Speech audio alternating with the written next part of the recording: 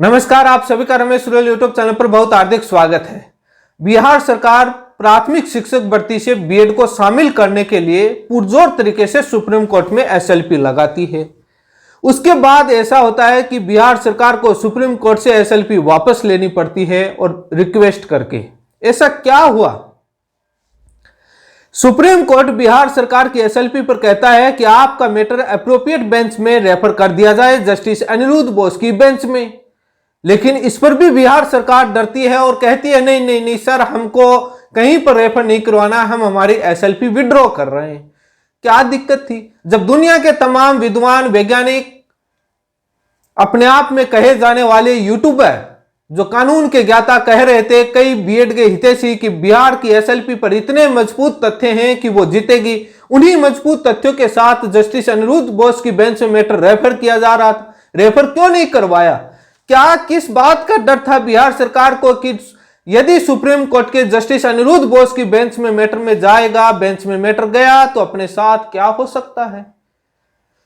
लेकिन बिहार सरकार विड्रॉ करते समय एक बात बोली थी कि सर हम नई एसएलपी दायर करेंगे, इसको रेफर मत कीजिए। अब नई एसएलपी का क्यों बोला, क्या हो सकता है, तमाम बातों को लेकर इस वीडियो में चर्चा करूंगा।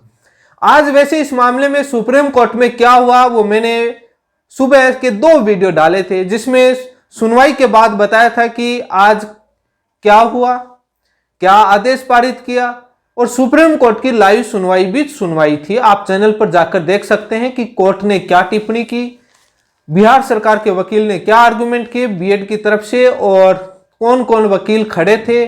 सुबह मैंने बताया था कि डीएलएड की तरफ से कौन कौन से वकील खड़े होंगे, कौन कौन से वकील पैरवी करेंगे, वो आप देख सकते हैं। उसके बाद सुनवाई के अंदर वीडियो में दिखाए गए। ये तमाम बातों को लेकर मैं सुबह से 2-3 वीडियो बनाए, आप देख सकते हैं।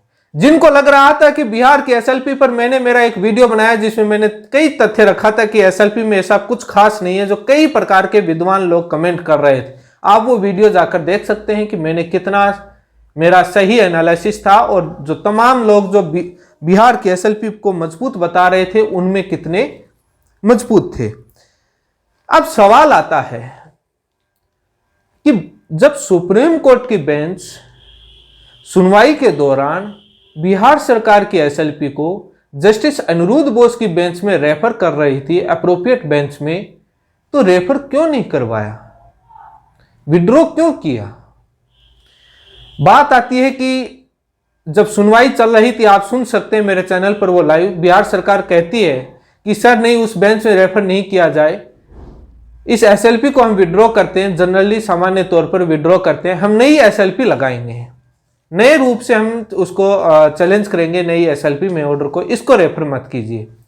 अब जो प्रेजेंट टाइम में जो एसएलपी लगी हुई थी, उस एसएलपी में यह साफ था कि फैसला 11 अगस्त 2023 को आया, हमारी भर्ती प्रक्रिया पहले शुरू हो चुकी, विज्ञापन सारी चीजें प्रोसेस, इसलिए बीच में लागू नहीं किया जाए। छत्तीसगढ़ के मामले में सुप्रीम कोर्ट ने रिलीफ दी थी, उस मामले की पूरी परेड उसी आधार पर लगाई। उसके बाद उन्होंने कहा कि रेट्रोस्पेक्टिव इफेक्ट से लागू नहीं किया जाए, पहले से लागू नहीं किया जाए, आगे से लागू किया जाए। या आप फाइल में आपके रेट्रोस्पेक्टिव वाला आपके वर्ड आप देख लीजिए, फाइल पढ़ लीजिए, और उसमें आपकी स्क्रीन पर दिख भी रहा है, और मैं कम्युनिटी पोस्ट में भी पोस्ट डाल दूंगा कि कहां पर बिहार सरकार ने रेट्रोस्पेक्टिव इफेक्ट से लागू ना किया जाए, ये बात रखी। और यही तो बीएड के मुख्य तौर से आर्गुमेंट है कि वर्तमान में चल रही भर्ती प्रक्रियाओं में ये लागू ना हो, 11 अगस्त 2023 से लागू हो, उसके बाद से लागू हो। तो ये बात बिहार सरकार के एसएलपी में थी, और इसी बात को क्लियर करवाना चाहते हैं। तो जस्टिस अनिरुद्ध बोस की बेंच में मैटर ले जाने से क्या दिक्कत थी? अब यह भी बात आती है कि बिहार सरकार ने 9 अक्टूबर को सुनवाई करवाने के लिए 6 अक्टूबर को इस मैटर को मेंशन करवाया था।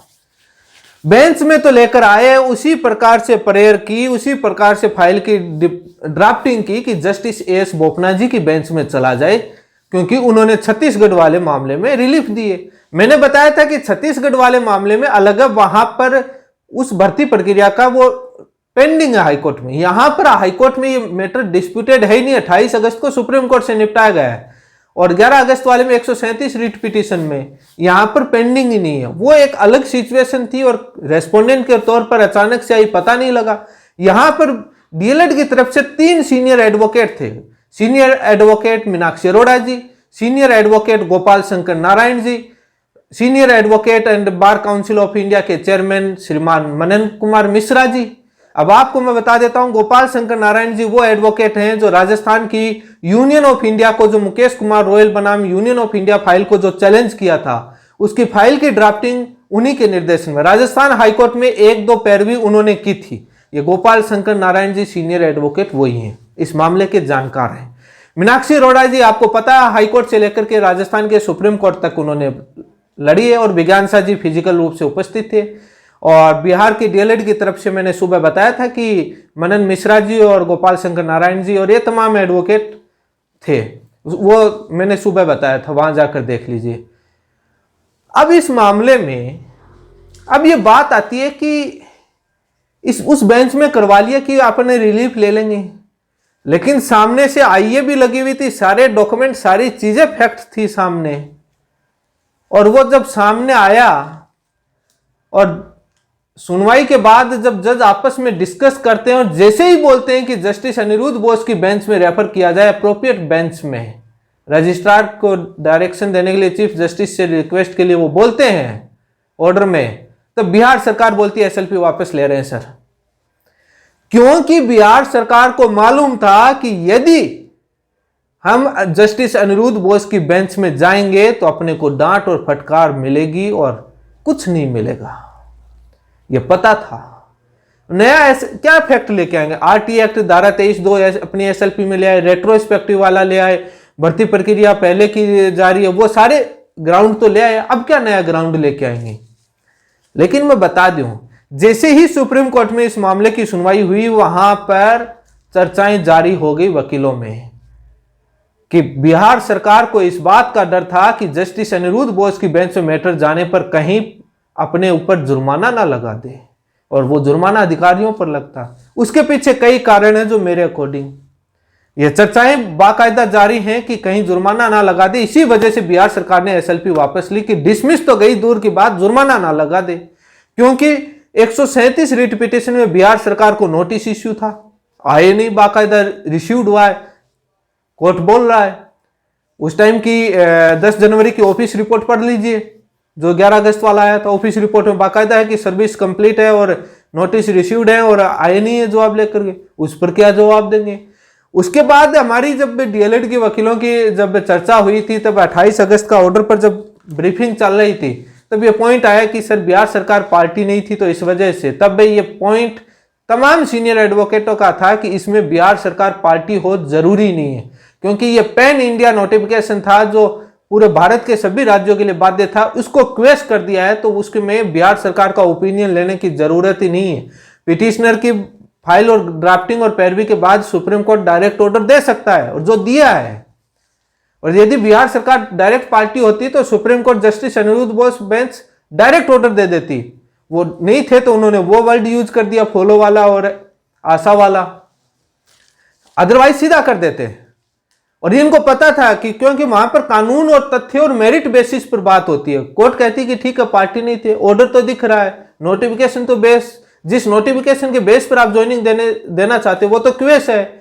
क्योंकि आपकी भर्ती प्रक्रिया प्रोसेस 11 अगस्त से पहले शुरू हुई, लेकिन 661 जो रिट पिटीशन है 28 अगस्त वाला, वो तो आपका जून में ही लग गया था। आपका 30 मई को तो नोटिफिकेशन आया था, शायद जहां तक याद है। जून में वो याचिका लग गई, फैसला 6 महीने बाद आए उस याचिका पर। सारी प्रोसेस तो पहले से चैलेंज थी, तभी तो ये लोग जस्टिस अनिरुद्ध बोस की बेंच में रेफर नहीं करवाया। अब क्या नया ग्राउंड लेकर के आए? कई बार क्या होता है कि जब ये लगता है कि बिहार सरकार फंस गई थी सुप्रीम कोर्ट में सुनवाई के दौरान, कि यदि एसएलपी विड्रॉ का वापस ना कहे तो जस्टिस अनिरुद्ध बोस की बेंच में मैटर ट्रांसफर हो रहा था, कोई रोक ही नहीं रहा था, रोक ही नहीं सकते थे। अब उस बेंच में जब मैटर ट्रांसफर हो रहा तो वहां डर था कि कुछ हो जाएगा, गलत होएगा और जुर्माना भी लग सकता है। तो देखा कि इसको वापस लेने के लिए अब कारण यही रहता है कि नई एसएलपी नए तरीके से, वो तो पता लगेगा कि वो करते हैं या नहीं करते हैं। हालांकि बोला है, उस पर एक अनुमान लगा सकते हैं, ये ऐसे ही ग्राउंड देकर आ जाए, बाद में बोल दे हमने डिसीजन लिया है कि हम नहीं करेंगे नई एसएलपी, नया चैलेंज तरीके से, उसको मान लिया। वो तो पता लगेगा बाद में आने के बाद। लेकिन यही बहाना बचता है, कोई बहाना नहीं बचता है कि सर नया चैलेंज करेंगे, इसी बहाने से विड्रॉ कर सकते हैं। नहीं, वही उसी बेंच में जा रहा था। अब बिहार सरकार नई एसएलपी किसी भी तरीके से लगाए, जस्टिस अनिरुद्ध बोस की बेंच में वो मैटर जाएगा, और दुलिया जी की बेंच में वो नहीं होंगे तो वो उन्हीं दो की बेंच में, तीसरी बेंच वाला जो बीएड वाले और जो तमाम सरकारें जो खेला करने की कोशिश करती थी ना कि उस बेंच में, वो अब इनका खेला हो गया। हम इसी रणनीति पर लगातार जारी थे और बिहार डीएलएड साथियों की टीम हमारे से लगातार संपर्क थी, हम इसी थे, क्योंकि इसी ग्राउंड स्टेज पर आज जरूरी था कि इसको यहां से निपटा, और निपट गया, मैक्सिमम हो गया, 70% बीमारी खत्म हो गई। वो 13 उसको अक्टूबर को एक सुनवाई है, बिहार डीएलएड साथियों से निवेदन है उस दिन और अपना एक सीनियर करके और उस दिन उस मैटर को उड़ा दीजिए, खारिज करवा दीजिए आप उस दिन उस मैटर को, और एक सीनियर मजबूती से, क्योंकि इन सरकारों के तानाशाहों के साथ आप जब लड़ोगे तो आपके पास तन मन धन तीनों की जरूरत होगी। आज का बड़ा दुख हुआ कि वापस लेकर भग गए, इतने तो कायद नहीं होने चाहिए थे, इतने मजबूत आर्गुमेंट, तथ्य, कारण, फैक्ट, नियम लेकर आए थे। हमें उम्मीद नहीं थी कि इतने जल्दी से डर के भग जाएंगे, वापस ले लेंगे, लेकिन वापस ले लिया, उनका राइट है, उनके अधिकार है, राइट इसी उन्होंने विड्रॉ इसी से लिया, इसी डर से कि जस्टिस अनिरुद्ध बोस की बेंच में जाते डिसमिस होगी और कॉस्ट भी लग सकती है, अन्यथा करवाते ना। बेसिक आज सवाल खड़ा हो गया कि जस्टिस अनिरुद्ध बोस की बेंच में मैटर क्यों नहीं ट्रांसफर करवाया।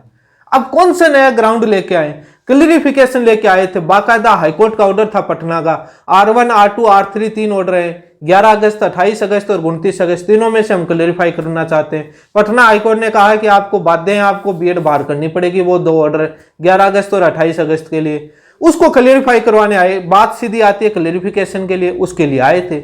अब कई बीएड के साथी कहते हैं कि आज जज साहब ने कहा कि इस पूरे मैटर को शुरुआत से सुनना पड़ता है, इसलिए वो ऐसे बीच में नहीं। आप बीएड वाले कई आधार बताएंगे, जज साहब ने क्या कहा, किस वकील ने क्या कहा।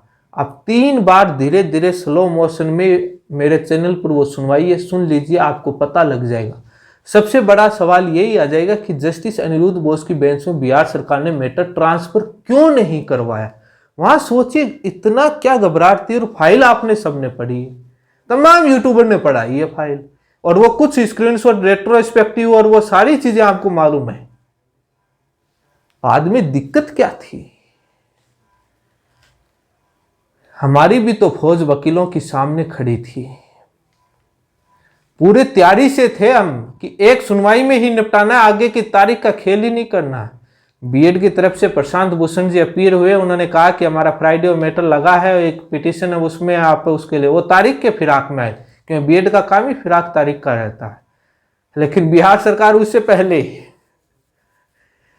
अब वो बिहार के बीएड एकता मंच है, पता नहीं क्या नाम है, मेरा पूरा अप्रोप्रिएट याद नहीं है, उसके जो कई नेता लीडर हैं जो कहते हैं कि हम नहीं थे, नहीं राजस्थान से बीएड को जिता देते।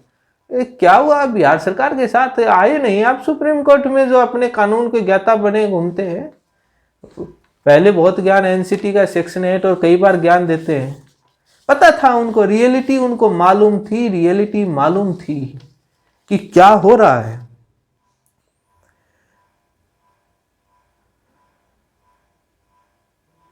अब देखते हैं कि बिहार सरकार अपनी नई एसएलपी में क्या लेकर आती है, या एसएलपी लेकर ही नहीं आती है। मजबूती से डीएलएड बिहार की टीम मजबूत रहे, हर समय पूरी निगरानी रखे। अब बीएड वाले कुछ भी कहें सर, मैं उन बातों सभी बातों का जवाब नहीं दे सकता, जो कई प्रकार के सवाल, तो बहुत सारे लोग, मैंने एसएलपी पर एनालिसिस पर वीडियो डाला था, तब कई प्रकार के बीएड वाले मेरे कमेंट के नीचे आए थे, ज्ञान दे रहे हो, आपको कुछ मालूम नहीं है, ये फैक्ट वो फैक्ट है। मालूम चल गया होगा ना, हम झूठ नहीं बोलते हैं, हम सत्य दिखाते हैं। हाँ, पक्ष डीएलएड का रखते हैं, बट पॉइंट जो होते हैं वो सारे रखते हैं। अब समझ में आ गया होगा, जो छत्तीसगढ़ वाले मामले पर रिलीफ को लेकर के बड़ी अपनी जीत जता रहे थे, आज पता लग गया होगा उस ऑर्डर की क्या हो, वो क्यों रिलीफ मिली और उसकी कितनी वैल्यू है, बीएड शामिल हो सकती है या नहीं हो सकती। और कुछ लोग बोल रहे हैं कि इसमें किसकी जीत किसकी हार, किसी की नहीं हुई, वापस ले ली। मैं उनसे कहना चाहता हूं कि ये तारीख डीएलएड की जीत है, आप बात समझिए कि वापस लेना याचिका, अनिरुद्ध बोस की बेंच में ट्रांसफर नहीं करवाना, वापस लेना जीत है। समझने की कोशिश कीजिए आप, इसमें बीएड वालों में समझ में नहीं आएगी, वापस लेके तब भी बकता है। मैंने कहा था कि कई चीजें कोशिश करी हैं और वही क्लैरिफिकेशन वही सारी चीजें थी, क्यों ली वापस, बहस करवाते, कमजोर था, कुछ नजर नहीं आ रहा था तभी तो वापस ली। नया ग्राउंड क्या आना है, इससे ज्यादा तो बहुत मेहनत करके लेके आए थे ये पूरे ग्राउंड बना करके जितने थे, अब क्या नया ग्राउंड लेके आएंगे। रिव्यू वैसे ही लगी हुई है 11 अगस्त की, डिप्टी रजिस्ट्रार ने क्लैरिफिकेशन में बंगाल वाले मैटर में खारिज किया हुआ है, वो अपील कर रखी है, कर लो। डीएलएड की जीत होगी, बीएड बाहर होगा। 13 अक्टूबर की और सुनवाई है, उसके अंदर डीएलएड की टीम मजबूत रहे और अपने जो टीम है बिहार की डीएलएड टीम, उनसे लगातार संपर्क में रहे और उस दिन मजबूती से उस पैरवी करवा करके उसको और खत्म करिए। उसके बाद यदि 13 अक्टूबर के बाद बिहार सरकार जाती है ना नया एसएलपी कुछ भी लेकर के, समझ गए होंगे कुछ नहीं होना है। फिर 13 अक्टूबर के बाद 2-4 दिन की मेहनत और है। मैं आपकी पीड़ा को समझ रहा हूं, बहुत मेहनत से कमाए हुए पैसे आपके जा रहे हैं, लेकिन कानूनी लड़ाई तभी लड़ी जाती है, इसका कोई इलाज नहीं।